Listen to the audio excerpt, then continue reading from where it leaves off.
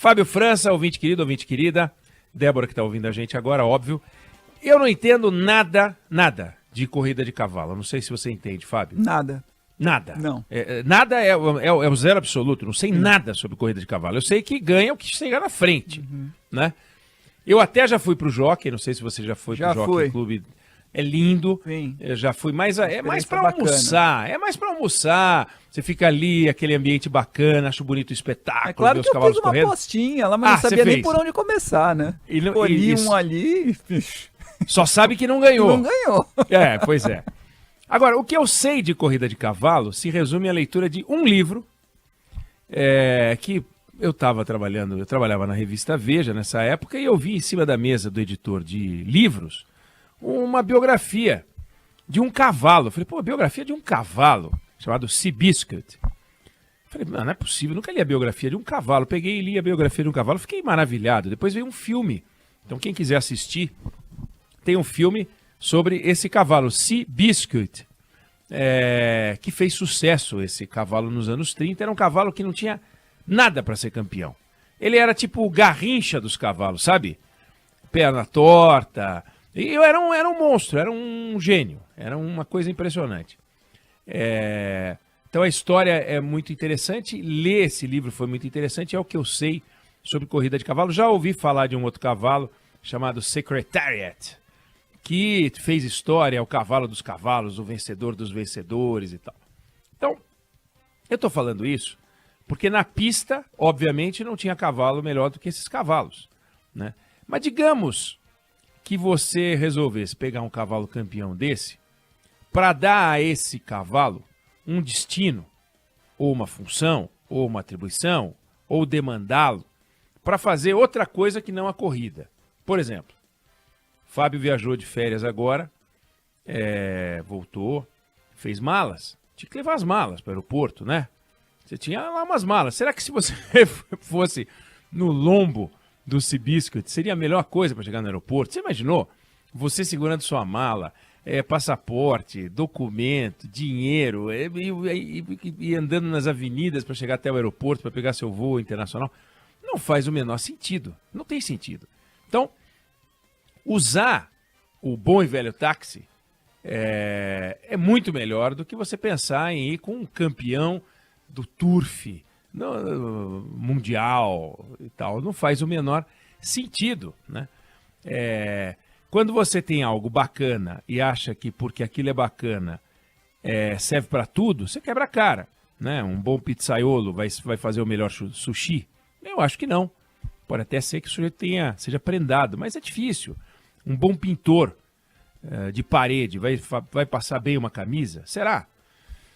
Bom, esse, vamos chamar assim, de aquecimento conceitual, eu estou fazendo para falar de pesquisa eleitoral, né? É difícil imaginar um produto, um serviço tão criticado e tão aguardado quanto as rodadas de pesquisa. Todo mundo quer saber o que tem, quais são os números, e sempre tem um que fica feliz, ou dois, e o resto fica magoadinho, inconformado, porque tem aquela convicção de que as ruas dão para ele um calor que a pesquisa não retrata. Então o sujeito chega, Nanico, candidato Nanico, chega num lugar qualquer, tem lá 100 pessoas, né, 1000 pessoas, o partido dele ou dela fazem um barulho, põe umas bandeiras coloridas, viva! O sujeito acha que está abafando, acha que tem voto pra caramba. É um fenômeno que o que eles chamam de realidade, que é essa amostra absolutamente distorcida, que é o ambiente na universidade onde eles vão dar palestra, e aí o pessoal bate palma, aquelas 1000 pessoas que se reúnem para ouvir todos os candidatos, claro, tirando alguns folclóricos, né? Mas não sendo folclórico, sendo desses que a gente sabe o nome e tal, todo mundo vai ouvir. Vai ouvir, presta atenção, o camarada fala uma coisa que agrada, fala uma outra coisa que não agrada, mas não muda nada, ninguém vai votar nele por causa disso, mas bate palma, ele fala, e aí, como é que foi? Foi ótimo, aí tem os puxa-sacos e tal. Então o sujeito chama isso de realidade e chama a pesquisa de algo absolutamente questionável, né? Porque as pessoas esperam que elas façam o que elas não têm o que fazer, como fazer, que elas não prometem fazer, mas ainda assim as pessoas cobram, né? Veja, quando você está numa relação com alguém, às vezes você está magoado com aquela pessoa, portanto, se fosse perguntar como é que está a aprovação do governo daquela pessoa, está lá embaixo, né? Está lá embaixo. Aí ela faz uma coisa que te agrada, como é que está a avaliação do governo daquela pessoa agora? Ah, está lá em cima. Então, você muda a sua forma de enxergar o outro de acordo com a atitude do outro. E é assim que funciona um processo eleitoral, ele é dinâmico. Você pega as pesquisas que mais acertam nas eleições, onde você tem uma taxa maior de acerto, são aquelas em que aconteceu pouca coisa diferente no ano a contar da publicação daquela pesquisa. Então, se não acontece nada, porque a pergunta é, em quem você votaria se a eleição fosse hoje, ou em quem, nós temos eleição em outubro, em quem você pretende votar. Mas embute uma premissa que é, se nada mudar. Se nada mudar. Por que se nada mudar? Ué, a aprovação ao governo Bolsonaro era uma antes do Auxílio Brasil, e agora é outra. Era uma antes da queda do preço dos combustíveis, agora é outra. Era uma antes dos números do desemprego, agora é outra. É outra o suficiente para ele ganhar a eleição? Não sei se é ou se não é. Mas é outra para ele mudar as chances eleitorais dele? Claro que sim. Claro que sim. Então, todas as não projeções, mas as análises feitas com base em pesquisa há 1 mês ou 2 meses, partiam do princípio que, se tudo continuar como está, as chances de Jair Bolsonaro se eleger são pequenas. Ou, se alguém preferisse, são menores do que se as coisas não continuarem como estão. E as coisas começaram a mudar. Mas começaram a mudar a ponto dele ganhar a eleição? Sei lá eu. Começaram a mudar a ponto de ele perder ainda no primeiro turno? Sei lá eu. Ninguém sabe. Nem as pesquisas sabem. Mas hoje tem um analista que, com base nos números das pesquisas, diz, olha, olhando o que eu estou vendo, a chance disso se resolver no primeiro turno é 0. E eu já vi isso sendo dito numa eleição em que se dizia que a Dilma ia ganhar no primeiro turno e ela não ganhou no primeiro turno, foi para o segundo turno. Por quê? Porque o cenário no momento em que a pesquisa foi feita realmente apontava primeiro turno. E por que apontava primeiro turno? Porque o pesquisador é maluco? Porque o pesquisador inventou? Não, não é por nada disso. É porque quando você perguntava para as pessoas em quem elas iam votar, elas diziam que iam votar na Dilma, numa quantidade maior do que depois votaram. Agora, na eleição, por exemplo, de 2010, se a gente voltar para 2010, as pesquisas de intenção de voto do Datafolha e do Ibope, 10 dias antes do segundo turno, por exemplo, cravaram certinho o resultado. Elas são muito mais precisas no segundo turno, porque todos os fatores, todas as fragilidades, todas as virtudes dos candidatos estão mais ou menos colocadas. Foi uma campanha, né, em que você teve o horário eleitoral, você já teve os debates, etc. E aí as cartas estão na mesa. Então, hoje, o eleitor sabe o que sobre as realizações do governo Bolsonaro. O eleitor sabe o que sobre as realizações do governo Lula. Isso é o que ele lembra do governo Lula, o que hoje ele lembra do governo Bolsonaro. Agora, na hora que as campanhas e as candidaturas começam a apresentar os feitos de A e de B, isso eu estou falando de Bolsonaro e Lula, que são os 2 candidatos que estão na ponta. Mas poderia falar de outros candidatos de eleições estaduais, por exemplo, não vou ficar citando nomes, mas que hoje estão tentando ir para o segundo turno, com alguma chance de ir para o segundo turno, e, no entanto, ainda não apresentaram os seus principais argumentos, que vão ser apresentados no horário eleitoral, por exemplo, gratuito, que de gratuito não tem nada, mas o horário eleitoral da Justiça Eleitoral. tem os comerciais que eles colocam durante a programação, tem aquilo que eles falam no horário eleitoral e tem os debates. E agora eles podem fazer campanha nas redes sociais, podem fazer campanha, enfim, na televisão, podem fazer comício e tal. Esse cenário muda tudo.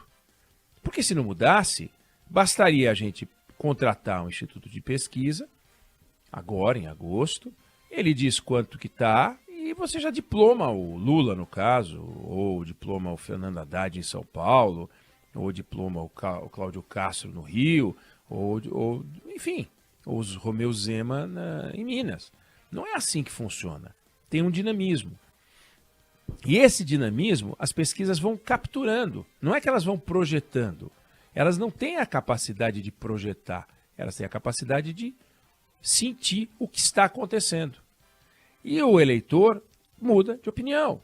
Ele muda muito de opinião. Existe uma distância grande entre aquilo que o eleitor fala que vai fazer e aquilo que o eleitor faz.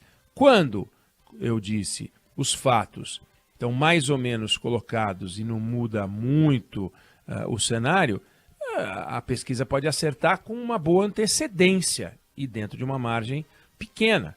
Agora, tem uma distância entre intenção e o gesto do voto. Por isso que chama pesquisa de intenção de voto, não é pesquisa de voto. A pesquisa de voto é a urna. É a urna. Agora, questionar o método científico aí é bobagem. Ah, mas só houve 0,004% dos eleitores e ainda assim chega no resultado? Vá. Se você quiser fazer uma pesquisa de opinião sobre o que pensa um casal, você tem que ouvir os dois.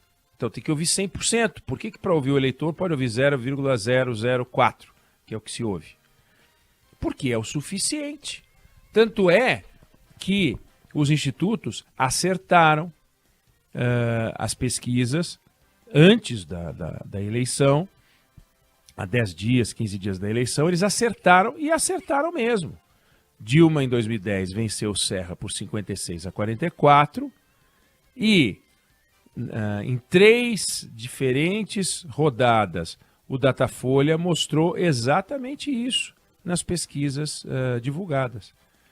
Ah, mas quando a gente pega a 100 dias da eleição, os institutos acertaram pouco. Não. Há 100 dias da eleição, tirando a última, e dá para a gente entender por quê, eles acertaram o candidato que estava em primeiro, acertaram o candidato que estava em segundo, e em alguns casos, dentro da margem de erro, outro perto da margem de erro, mas acertaram. 2018 não. 2018 não. Por quê? Porque em 2018, até este momento, ainda havia uma discussão se o Lula ia ser ou não candidato. Aí muda tudo. Lula é candidato. Tanto que quando simulavam o Lula candidato, ele tinha 38% das intenções de voto. Tiravam o Lula, aparecia o Haddad não aparecia em segundo lugar, não. Aparecia em quarto ou quinto lugar. E foi o Haddad o candidato. Mas era uma hipótese. Não estava cravado que ia ser o Haddad. Não estava cravado que não seria o Lula. Porque ainda havia uma discussão no Tribunal Superior Eleitoral e tal, que depois foi eliminada a discussão. Mas até este momento da campanha, você não tinha o cenário real. É como a gente tinha até há pouco tempo, né?